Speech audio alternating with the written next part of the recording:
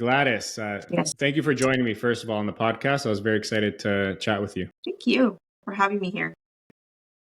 So I've had a big interest in El Salvador. I've been keeping an eye on what's going on down there for many different reasons. I came across your Twitter or X profile now a little while back. So reached out and here we are. So I just wanted to pick your brain a bit from someone that is on the ground Okay. in El Salvador. So kick things off. First of all, tell us briefly like who you are and what you do. So I do real estate investing in different countries. So I started doing real estate when I was about 19 and a half years old in the US. So I've been licensed in California and then I've done loans. So my whole adult life, I've done real estate. And I got interested in international real estate because I'm like, you know what? How can we live out there and have a vacation home or have another place where we can go? We don't have to be paying, accommodations or anything. And then we can also rent it out.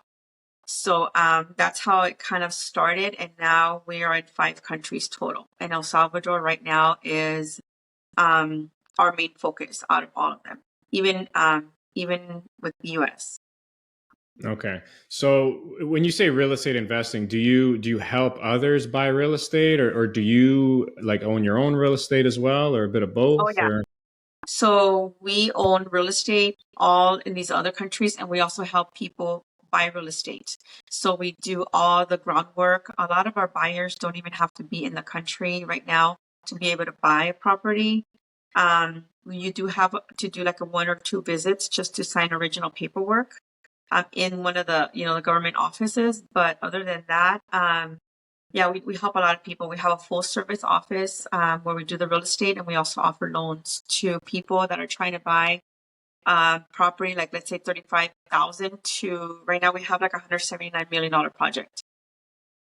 Okay. And you're currently living in El Salvador? I do about 2 to 3 weeks out of the month, Okay. depending on what I need to do. A lot of my clients, when they fly in, they try and meet me at the same time that I'm in. So I try and stay as long as possible. Like right now, we're about to leave for the holiday, and we're gonna be gone for almost the whole month. So we'll be there for New Year's and Christmas. Okay, nice. So, El Salvador, right? It's had a very bad reputation globally for a long time, and unless you're paying attention to what's happening to El Salvador today, you'll likely still have some of these negative perceptions. So, how would you describe El Salvador? As someone who lives there, raising do you have a family as well? Yes, I have 5 kids. Yeah. Okay, so like just in your own words, right? Like how would you describe El Salvador today? You know what? I really like the question because a lot of people do have that perception. Even people that have never even heard of El Salvador or any other of the Central American countries, they automatically kind of get like a stink eye to those countries. I kind of like works for us that are investors because we get in there, we actually get really amazing properties. But I never got to see any of the violence. I never got to see any of the gang members. I never got to see that, thankfully. I never got to see that. But when I went to El Salvador the first time, within 3 days, I had already put an offer in a property, Wow. and I paid $12,000 for the property.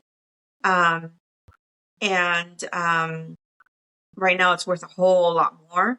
But when I flew in, I expected all the ugliness, and people were like, "Oh my God, why are you going to go there? Why would you do that? Why can't you invest in the U.S.? What's the problem with you?" It's not a problem with the U.S. It's just having other options. But when I got there and looked at everybody, the people, I'm just like, wow, and that's what made me put an offer into that one property in Bitcoin Beach. And now we just closed on another one, really huge lot, and we're buying more. And now we've gone through all the hurdles and hoops to opening up a business, a full service business. So now we get to help other people that want to come back, and we're helping Salvadorians actually go back and reclaim their lots and do all the paperwork that needs to get done, because a lot of Salvadorians, even the ones that fled back in the 70s and the 80s, they were just like, wow, I never thought I would be able to go back to El Salvador. So now we're actually encouraging a lot of Salvadorians to go back. Wow. And how long ago was that when you bought the first property? When Bitcoin opened up, that's the reason why I went, because of Bitcoin. And of course, real estate, I've been doing real estate forever, but Bitcoin's like my second thing. So when the president opened up Bitcoin, I want to say I was there like October 2021, right after the pandemic and all that stuff started moving off. And like how you described it is interesting. Like, you said within 3 days you put in an offer and it was just like, wow. Like, what was that? Wow. Like describe more of that, like on the ground. Like I've never been to El Salvador, so I'm trying to get just a sense of what you're describing. Okay. So you fly in, and of course you think of all like the buildings falling apart. You think of all the just like infrastructure falling apart. Yes, the country needs more infrastructure, because I mean it was being ran by other people that didn't have El Salvador as their primary focus as far as the government, I would say. But when I drove there, I mean, I flew in there and I was driving through the areas. I'm like, what's ugly about the country? Like, why did it take so long for people to open up? And then I realized that there were so many expats from the Netherlands. There were so many Canadians. There was a lot of U.S. people. You have absolutely 95% of my clientele are foreigners. 95%. Wow. So everybody is going there. A lot of companies are now opening their businesses there. They're moving from the U.S. and they're opening their businesses there. So when I first started driving around, I'm like, you know what? I can own something here. The weather was amazing. The people, I don't know. It's just like they want you to come over. They want you to open businesses. They're very welcoming. The whole country in itself is very welcoming. And as I mentioned, I have other investments in other countries, but the same type of warmth, the same type of open arm type of welcoming is not in other countries, but it was in El Salvador. Yeah. So I'm curious, right? Like how much of, what you see now on social media, like all the great things, right? In El Salvador, how much of that is propaganda versus reality? It's all true. It's all true. I Yeah. have a Salvadorian friend that when I first started going to El Salvador, she was trying to offload her properties, right? And when she found out I was driving by myself, she's like, are you out of your mind? Even a Salvadorian was telling me, are you out of your mind? I'm half Salvadorian, but she's full Salvadorian. She's like, even if I was insane, I would not drive by myself. And I rent a car all the time, and I'm everywhere at night. I am by myself most of the time. During the day, I have my admin and I have a whole team. But once everything is done and over, just like I would in the US, I get, in my car at night and I drive to Walmart. And I buy all the stuff I need to buy for my house or anything I need for the office or however. But I personally see how everything is portrayed with all the people that are coming in, and all of it is 100% true. Everything is 100% true. Amazing. So yeah, you touched on it. So you mentioned 95% of your business are from foreigners, right? Yes. So like who are the foreigners like investing in El Salvador? Like where are they from primarily, would you say? California, Texas, Yeah. So Maryland. US. Yes. We have a huge concentration of Salvadorians in LA, and their friends and everybody else that are buying in El Salvador. They're just like, how come you haven't bought in El Salvador? They tell the Salvadorians, right? And the Salvadorans like, what do you mean? Why? Like the same thing that I got. Why would you even go back? Why would But we got a lot of U.S. people, a lot of them, and there are a lot of government people that are moving over. A lot of people with families that don't want their kids growing up in the States because it's not the same anymore, or whatever the reason is. A lot of people that are Canadian specifically. Out of a lot of other countries, it's more US number one and Canada number two. Okay, interesting. And are these people primarily like that have that are Salvadorian backgrounds, or were from El Salvador? Or No, they're American. no? A lot of them are American. Like Really? I have a buyer that we just closed on, and the Salvadorian at his job was just like watching how he was evolving in El Salvador. He's not even Salvadorian. So Hmm. he actually motivated the actual Salvadorian to go back. So it's like other people are motivating Salvadorians to go back. Okay. And any trends, not necessarily trends, but any type of information or stats on the type of people investing in terms of like what they do for work or industries, or is that kind of random? It's a big, huge mix of everything. We have teachers, we have software programmers, we have engineers going over, we have doctors, we have people from India going over, people from Africa. Those are small amounts of people, but it's just a big mix. Yeah. Um, we have people that did real estate in the US, but now they're selling other things. Like once you go to El Salvador with, for many people, you go to El Salvador with a plan on what you're going to do, and then you get there, and then that whole plan evolves and turns into a whole other type of journey for each one. Because a lot of people were like, they were just doing like Shopify stores. There were a lot of people that were doing work from home coming out of the whole pandemic stuff.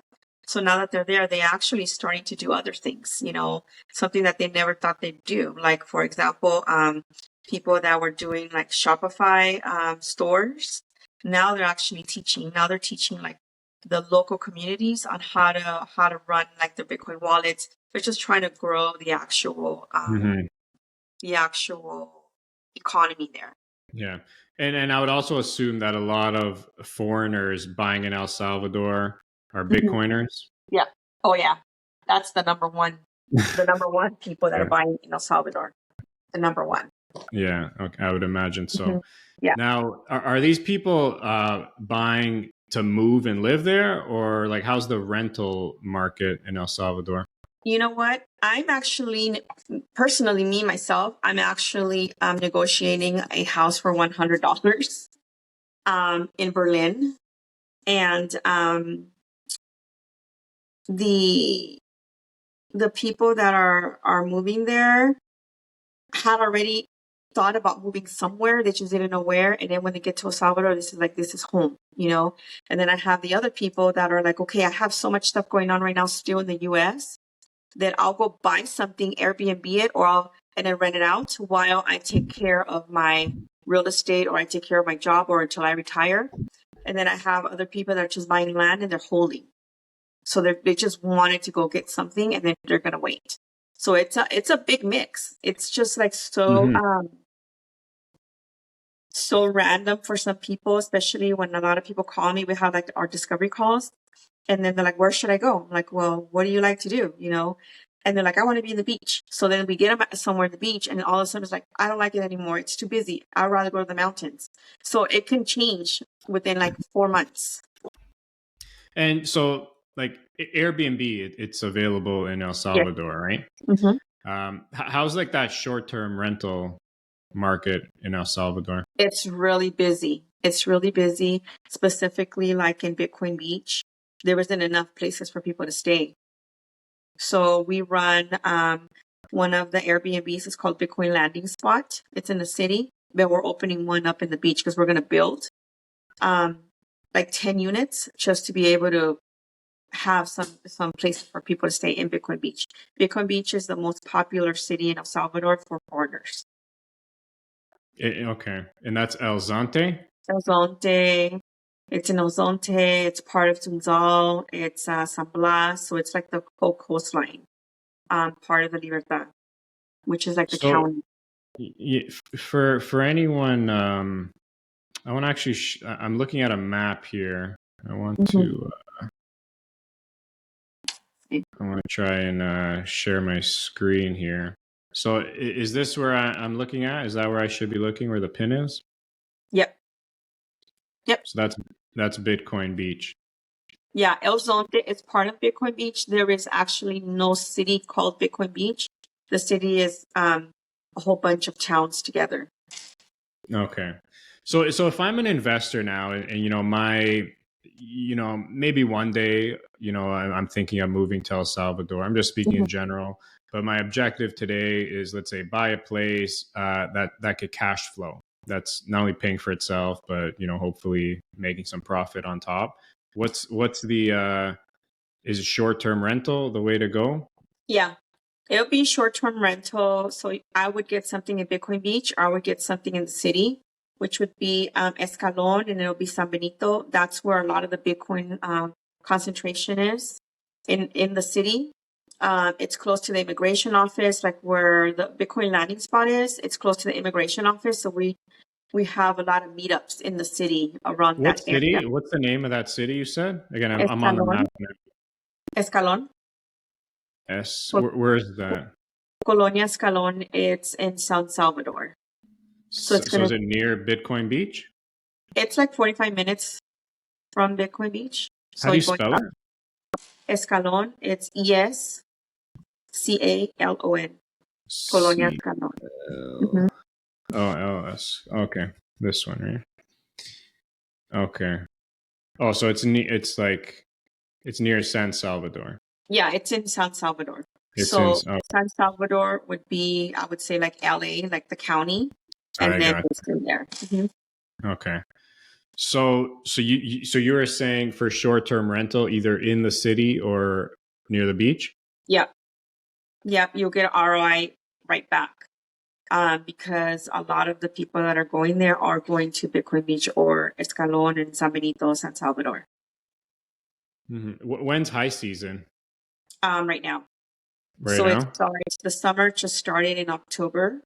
The rainy season starts in May to October, and then November to the beginning of May, it's all summer. So when it's Christmas, we're at the beach, you know. And then Yeah. one year we had, I was like, okay, I'm gonna take all my Christmas hats and take pictures while we're at the beach. It was so hot. We're just, like, we're baking. We didn't even wear them, but it's like full on summer. Full on summer. It's beautiful for New Year's Eve. It's beautiful for New Year's Eve. So I would recommend. That's the kind of Yeah, Christmas I like. Nice hot palm trees, beach. there are no palm trees because it's not No? Florida, but it's like Florida without palm trees. It's really beautiful. Okay. Interesting. Okay. So walk me through some numbers. Like what's a typical, let's say, like, is it usually condos, houses? Like what are people buying? Um, there are more towers going up right now. A lot of projects Mhm. that are going up.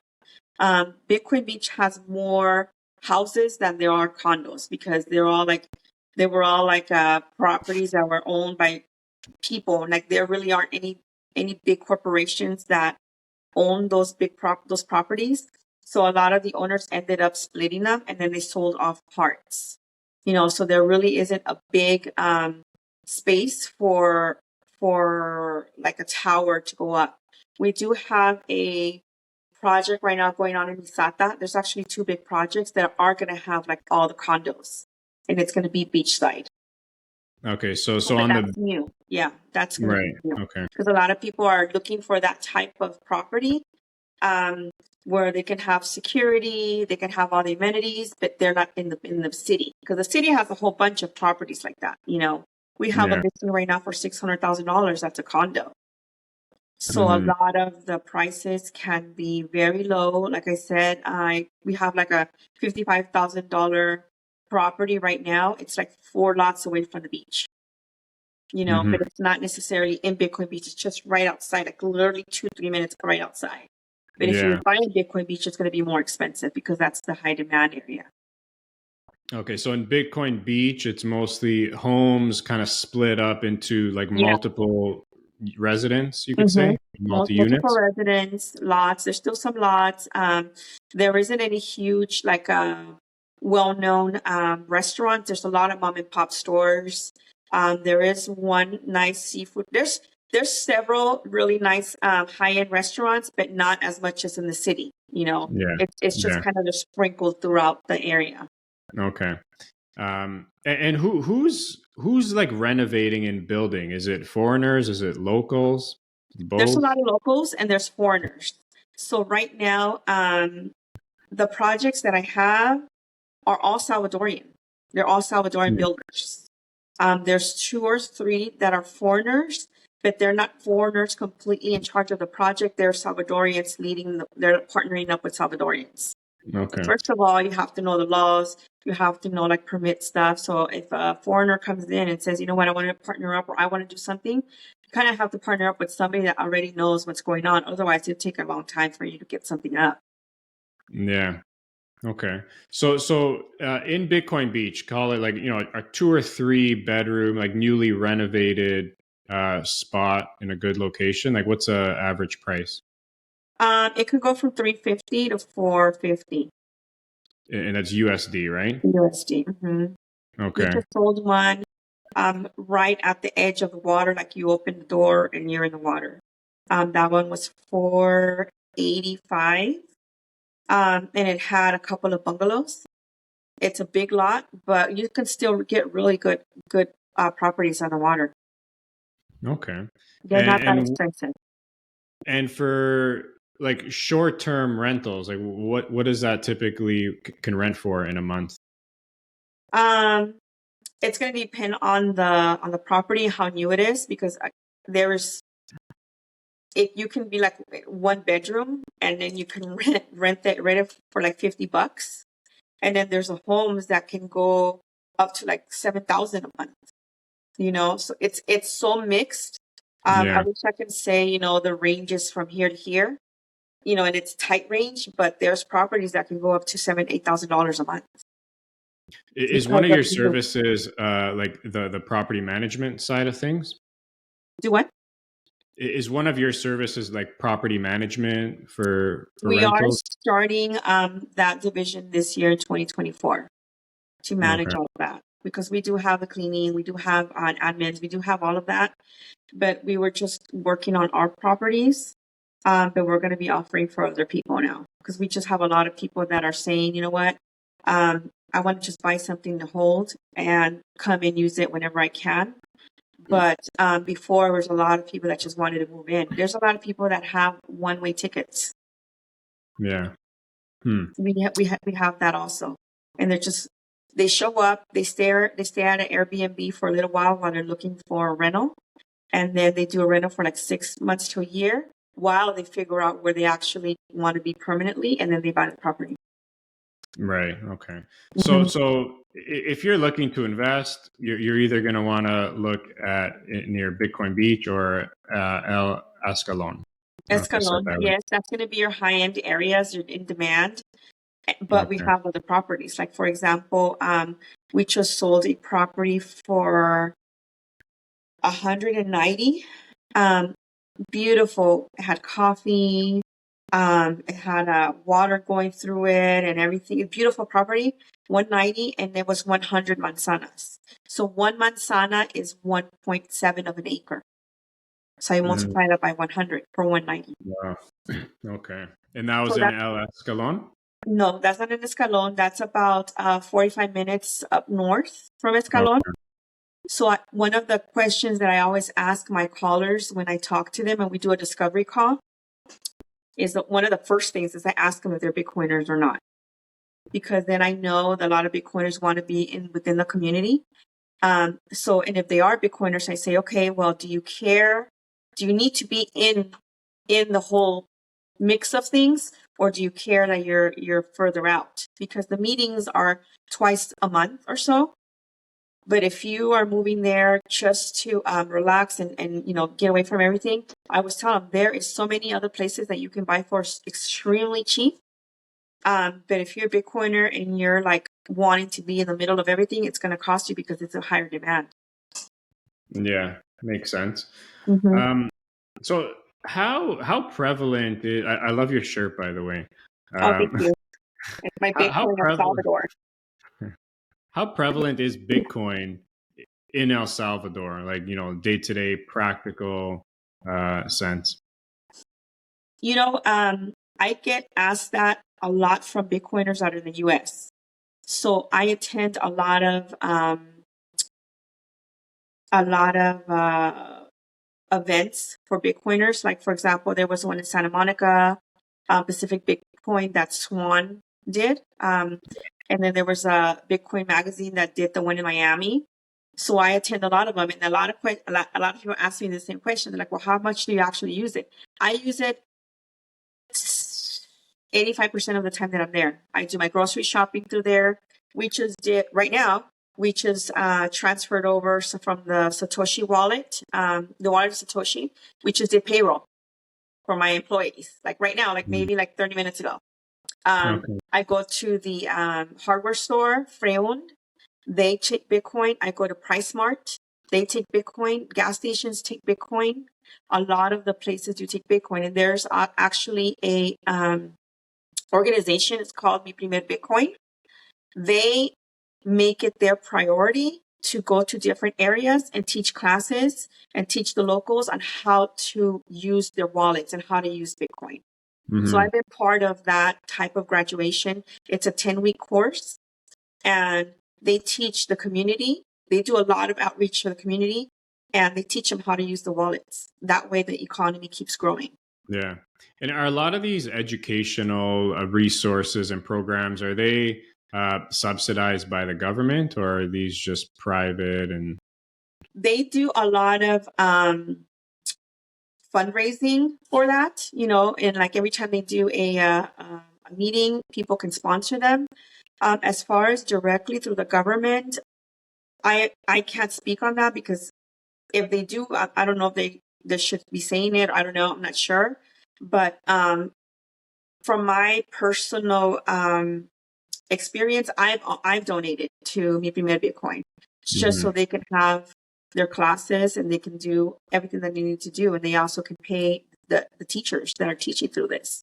So yeah, I'm actually working on getting them a big fund right now, but they are the number one organization that are throughout the country. They're not just in one yeah, little spot. They have people everywhere. So they nice. do teach. They do teach a lot of the locals. I went to one of the graduations where there was a 70-year-old man. I want to say he's 72. His bus trip was 2 hours long just to get to class one way. So it was a 4 hour long Hmm. um, bus ride just to get to his Yeah. class. This is how important Bitcoin is to the community. Wow, that's amazing. That's Hmm. incredible. Um, you said you have 5 kids. Yes. Five, and do they live in El Salvador? Go to school in El Well, Salvador? one of them is in the Navy. Another one is in DC, Maryland, where there's a lot of also Okay. Salvadorians there. The other one's here with me in LA. And then I have two little ones, and they go up and down. They're with me all the time when we can. As soon as they have Okay. like a break from school, they're in El Salvador. Okay. So, how are schools in El Salvador? They are pretty good. The private schools, there's a lot of English. There's a lot of schools that they teach you all the languages that you would want to learn. Um, my kids have not attended the school because they're still doing U.S. schools, but we are actually in talks of opening a Montessori-like school in Sunzal, because there is no specific big school in Sunzal. So we're in talks to do it in one of my lots that I have in Sunzal. Okay, And they're nice. pretty Nice. good. A lot of people have been driving their kids into the city. So the majority of those schools are in the city. Okay. Any schools in Bitcoin Beach? They have small local schools, but nothing huge. They have Okay. like they're kind of spread around, but there's nothing big. And then the schools are only like a half a day. So either you go in the morning or you go in the afternoon. Okay. Now, in which area would you say is the best? It has the most like walkability, where like everything's close by. You can walk, whether it's school, grocery store, Mm, restaurants. Is there anything like that? Escalon in San Benito. So in the Escalon city, in San Benito. Yeah. If you have yeah. this, if it wasn't for the schooling and everything else, government offices, the banks and all that, it would be probably a Zonte in that whole area right there. But you would still have to drive out to go into the big grocery store because they're all little stores, like little convenience stores. There's nothing big. Yeah. So you Yeah. would have to still drive out to do that. But if you want everything and anything, it's in Escalon. Or Yeah. that's the whole reason why we picked the Bitcoin landing spot to be in the middle of everything. We're literally immigration's across the street. The grocery store is on another street. You know, the gyms, Mhm. everything is there. Like you do not need a car if you stay there. Okay. So if your investment outlook is like 10 years plus, where has the more upside? I would Bitcoin say Beach, Punta Punta Mango, Mango, or Bitcoin City. If you just want to buy something and let it sit, Punta Mango and Bitcoin City. Punta Mango. Where's that? Punta Mango is out in the East Coast. It's the southeast coast of the country. That's going to be where Surf City 2 is going to be. So the Okay. president already allocated a whole bunch of funds, and the pavement and all of the infrastructure is already being done. So that's where the new Surf City is going to be. So I would say Punta Mango. We have listings in Punta Mango for $100,000, where in Bitcoin Beach, the other Surf City, would be $200,000. Mm-hmm. So you're getting it for half off just to let it sit. Yeah. And how's the rental market there as of Well, right there's now? nothing there yet. There's There's only nothing a there. couple. Yeah, nothing. Okay. There's a couple. There's properties scattered all around, but there's more open space than anything else. It's Got beautiful, it. but it's Got it. beautiful. Mm-hmm. So you also, how does financing work for foreigners? What are some of the things people need to know? Okay, so for financing, all we need to pre-qualify you is your passport and your taxes for three years taxes. We do not run any type of credit check at all. You don't have to live in the country to buy something there. You don't have to work there. You don't have to have a residency and process or anything like that. All we need really is just the taxes, just to make sure that you're reporting correctly. It's 25% down. It used to be 20, but it's 25% down. And for foreigners, you would need to have a power of attorney in the country, or any friend that you have to sign, you know, and they just implement it like a co-signer well, not necessarily a co-signer, but a guarantor, because it's a foreigner program. If the foreigner decides to just bail and not come back, the loan's still open, you know. So that Yeah. gives the other person authorization to be able to sell it or do something with the property. Okay. And what are and who finances it? Banks in El Salvador or Yes, private money or? it took us about a year to finally get a bank to let us do the foreigner financing. We're the only company in the country that can offer to 100% foreigners. All the Okay. other banks will run your Experian, or they'll run the Equifax, one of the two. They do run credit, and a lot of them will ask you to be married to someone. Like you have to be like a spouse. If you're a foreigner, you have to have a Salvadorian spouse to be able to qualify for the loan. So Mm-hmm. as of right now, we are the one that does 100% foreigners. You do have to have a guarantor because, again, it's a foreigner loan and you don't live there. You know, we're not expecting for you Yeah. to live there or have a business, and that's the only way the bank can protect themselves. Okay. And does investing in property help fast track like residency if you wanted it or? There was a lot of talk about that. They were trying to do it, but a lot of it didn't happen. The president was just really cleaning up the country, but there's a lot of bills that are coming up in the next round. So I want to say it's going to help, or they have it. They do have it in talks, but right now it's not effective. It doesn't matter whether you have one or not. I'm sure when you apply for it and you say, you know what, I'm already a homeowner, I'm sure it'll help, you know. But Right. right now it's not like, oh, let me just find all the homeowners because they're going to go first. There's Yeah. nothing like that. Or So, you'll get residency if you buy X, amount of value of a property. So that's right. not currently happening right now. Okay. And are there property taxes in El Salvador? There is property taxes. If you buy a property that is under 28 and some change, you don't have to pay a property transfer fee. You don't have to pay it, but anything above that, yes. The property taxes themselves, it's going to depend on what area you're in. So the more utilities that the property has, the more services that it has, the properties are going to go higher. Like the one in Escalon, it has everything, and the property taxes are $100 a month. Okay. The property in Sunzal has water, has electricity. They don't have a sewer system. A lot of people in a lot of the towns don't have sewer systems, especially like the beach towns. You have to have like the septic tank.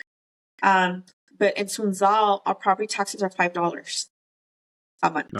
Okay. So nothing too significant. Yeah. Mm-hmm. Now, a question about funding. How are the loan terms in general? Like, is it amortized over X number of years? Do you renew after a certain number of years? So it's amortized up to 25 years. So when I have a buyer that is older in age, they do limit the amount of years. So like, let's say the max is 67 years and they'll give a loan out. So if you're in your 50s or 60s, like early 60s, it'll only be like a 5 or 7 year loan. So they do cut them lower if you're an older person as a primary. So if you are an older person and you want to buy a house, we would suggest you put like your kid to be a primary, and then you just co-sign. Yeah. And what are the current interest rates right now? Right now, we're looking at 8.5 to 9.5, which is not bad for a foreigner. Yeah. Because in the US, you have your I-10, right? That's what as a foreigner, you have your I-10. And you have to show 2 years working in the country to be able to qualify. You have to have because you're going to run a credit.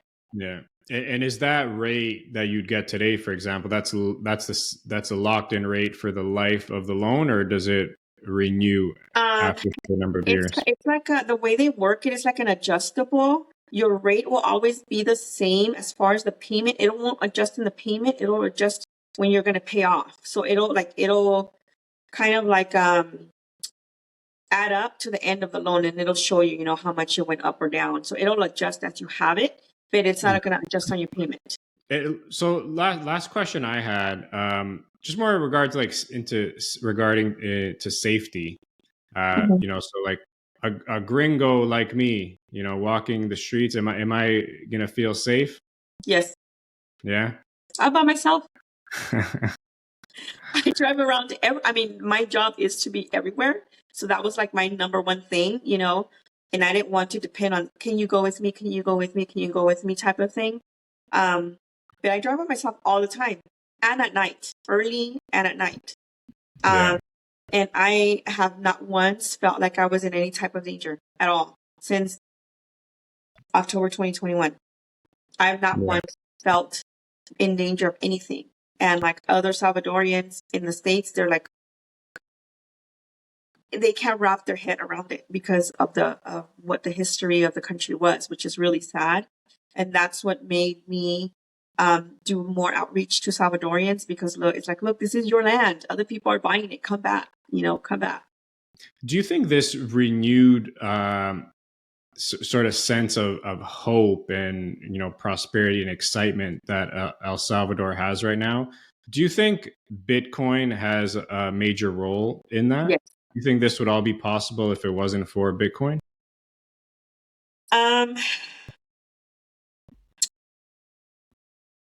Because look, for me, when I think Bitcoin, I think freedom, prosperity, being sovereign, so.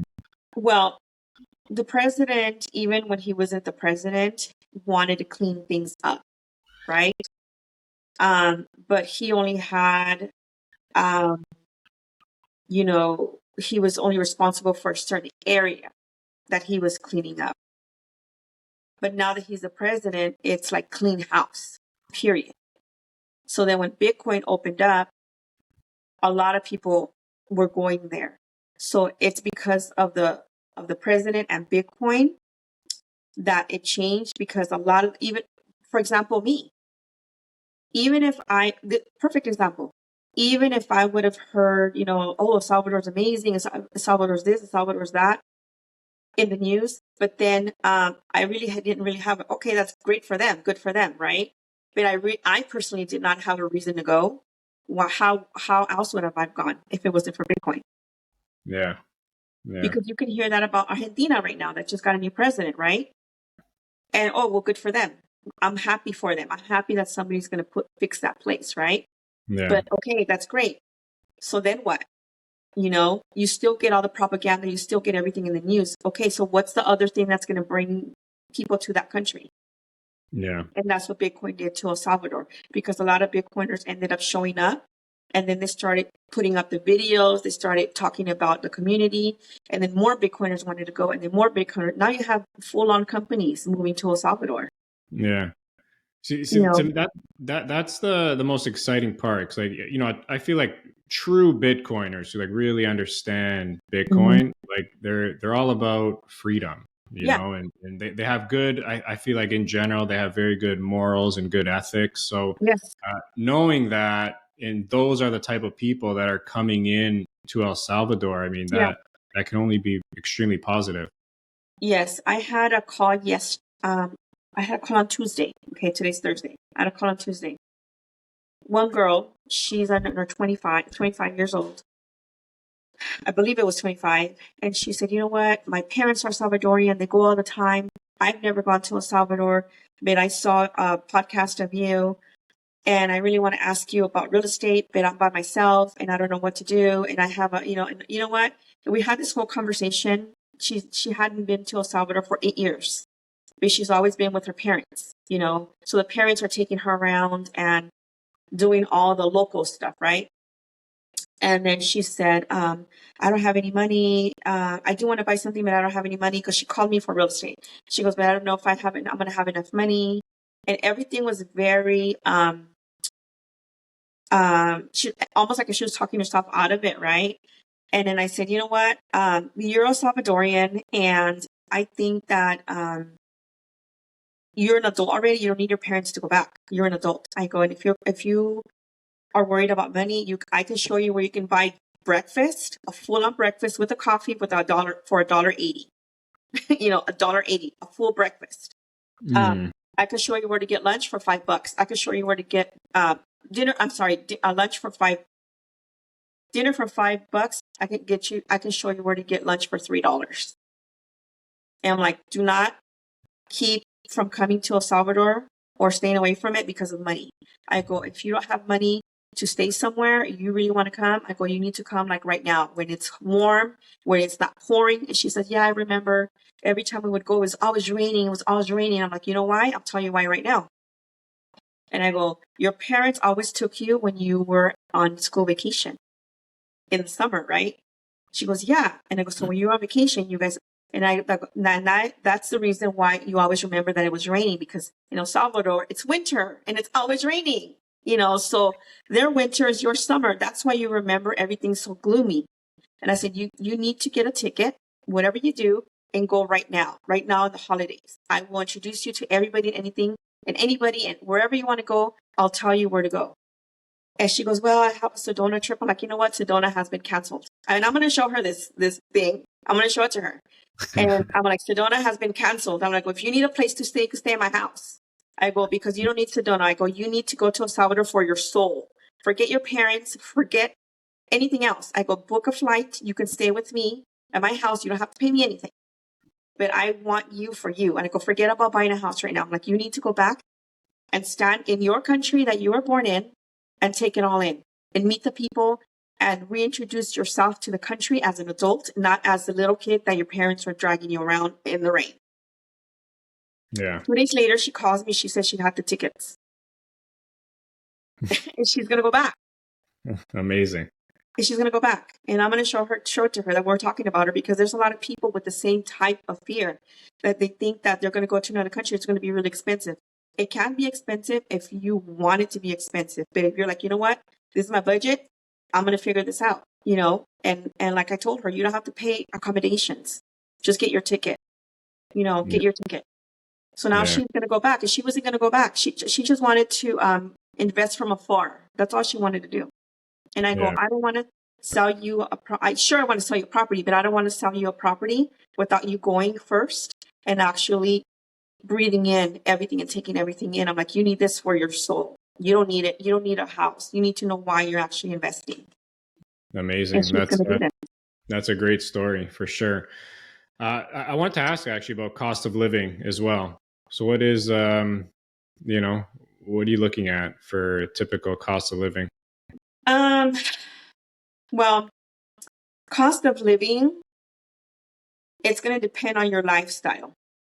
Yeah, like okay, let's paint a picture, right? So let's say a family with like 3 kids, going to, you know, good schools in a good area, and, you know, being comfortable. Okay, so you can probably rent a property, a house, a decent home rent, for about 1,800 to 2,500 bucks. A really nice area. Let's say Escalon. Your schooling is going to be like 300 to 500 bucks a month per child, private school. Your food and everything, it's going to depend on where you're going to go buy. So if you're going to go to like the Vons or the expensive places, it's going to be more, right? But if like me, I like to get a basket and go and buy from all the people that are out on the side. You know, I talk to them, I see them, I get the tomatoes, everything. It's going to be a whole lot cheaper. Yeah. In reality, I don't spend a lot of money in any food because we support. There's this guy. His name's Owen Beef Back Better. So he does all the beef. So we'll buy like packets of beef. We put them in the freezer, and all it is just going to get on all the vegetables. And on top of that, we're growing tomatoes. We're trying to be self-sufficient. That's another Bitcoin thing. You want to be self-sufficient. So we grow tomatoes, we grow peppers, we grow all of this stuff, and we support every Bitcoiner supports every Bitcoiner, right? And there's like, if you're a Bitcoiner, you're like, you know what, I would like to do this. All the Bitcoiners will back you up. They'll be like, okay, I know where you can get this. I know where you can get that. This person can supply with this. Like, you cannot fail in El Salvador unless you purposely want to fail. Nice. I love So that. there is no there really isn't no expensive things unless you like to live, or go to all the steakhouses. In any country, it's going to be expensive. Yeah, for sure. And so last question I have then is, sorry, actually 2 questions. When's the next election cycle in El Salvador? February. This coming February? Yeah. Mm-hmm. Okay. And is Nayib Bukele running again? Of is course. He able? Yes. And how many, is this like his last term where he's able to run, or? I believe so. I'm not very big or very knowledgeable on the election part and governmental voting, but I don't know if we know that he stepped down for the next 6 months so he can be reelected because a sitting president can't rerun. So I don't know how many times over he can actually do that, but that's what he did. He had to walk away from the presidency so he can, meet the 6-month guidelines so then he can be eligible to rerun again. But yes, he has 92+%, rate, like approval rate from the country. I mean, there's no way that guy's going to lose. Yeah, no, I think he's the most loved president, best approval ratings like in the world. I believe. Yeah. But so what I'm getting at is, is there any risk? Like, how would you gauge the risk in the event where, he's not able to run anymore, new president comes in and, kind of pulls El Salvador back in reverse? I don't think that El Salvador is going to go back in reverse, because if anything threatens the safety again of the people that have now been able to stay open extra late to sell their cabbages, if anything threatens that security again, there's going to be a revolt, and they're not going to pick another president that's going to do that. Yeah. Not only that, there's a whole bunch of foreigners there now that are going to back, whatever candidate comes back, that's going to keep and maintain the safety of all these people, of all these kids, all these little girls that were getting abducted, that they were getting killed and all that other stuff that was happening to them. There's a lot of safety, not just in the businesses, but in families that were calling their kid to make sure they got to the school, that they were at work and they were afraid that my kid's going to get abducted this day. Today going to be the day, or their daughter. all of a sudden it's missing and nobody can do nothing about it. There's no way that the community and business owners and even the Bitcoin community will let that happen. I'm like, there's no way. It would be really bad. Yeah. Yeah. Well, that's yeah. I mean, you can only be hopeful, and I think you're right. Gladys, it's been a real pleasure speaking with you. Thank you so much. I think we'll definitely be in touch beyond this podcast. But if someone's listening, wanted to learn more, reach out. Where's the best place to find you? El Salvador411.com. And I'm on Twitter. That I live there. So you can look for me at El Salvador411 or tweet with Gladys in Twitter. Okay. Yeah, if anybody says, I saw you in the podcast and it's like, you know what? You need to come out here. I'm like, you need to go. Salvador's waiting for everybody. There's a lot of people that show up just to visit and they're like, you know what? I need for you to find me something. I'm going to come back next month. And on their trip, they're already making plans of coming back to find something. It's amazing. Nice. I'm telling you, it's just like it's the Salvador effect. You go in and you're just kind of like, I don't know. But then once you talk to the community, it's like you leave having like brothers and sisters that you need to come back to see. Yeah. That's the type of community it is. I'm definitely going to experience it for myself. I will be in touch when that time comes. Rest assured. Gladys, thanks again. Really appreciate it. And we'll talk soon. Thank you.